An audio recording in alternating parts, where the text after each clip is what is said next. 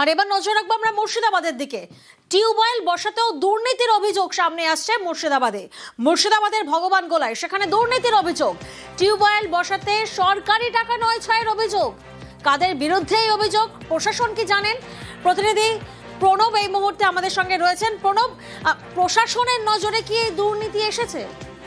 হ্যাঁ দেখো, গ্রামবাসীরা জানিয়েছেন যে দুটো টিউবওয়েল বসিয়েছে, কিন্তু তাতে অত্যাধিক পরিমাণে বিল সাবমিট করা হয়েছে এবং এই নিয়ে কিন্তু গ্রামবাসীরা সরব হয়েছেন এবং এলাকাবাসীরা সরব হয়েছেন এবং ভগবানগোলার যে বাগডাঙ্গা এলাকাতে তারা লিখিতভাবে কিন্তু বিডিও অফিসে জানিয়েছেন পঞ্চায়েতের প্রধান এবং যারা তৈরি করেছে তাদের বিরুদ্ধে, এবং বিডিও অফিসের পক্ষ থেকে প্রশাসনিক আধিকারিকরা জানান বিষয়টি তদন্ত করে যারা এই কাজ করেছে তাদের বিরুদ্ধে ব্যবস্থা নেওয়া হবে।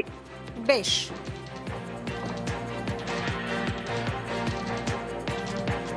35 থেকে 40 ফুট প্লাস্টিক পাইপ দিয়েছে। তারপরে তো দেখতেই পাচ্ছেন প্লাস্টিক পাইপ দিয়ে টিউবওয়েলটা বসিয়েছে। কত টাকা খরচ বলছে ওখানে লেখা আছে? খরচ তো লেখা আছে 41,700 কত টাকা লেখা আছে। আমাদের ওই 5.5 থেকে 6,000 পড়ে। এটা চুরি হয়েছে, কি আর হবে, চুরি হয়েছে। যে কোনো কাজ করার আগে তার প্ল্যান হয়, এস্টিমেট হয়, তারপর সেটা হায়ার অথরিটির কাছ থেকে ভেটিং করতে হয়, ভেটিংয়ের পরে টেন্ডার হয়, টেন্ডারের পরে তারপরে কাজ শুরু হয়।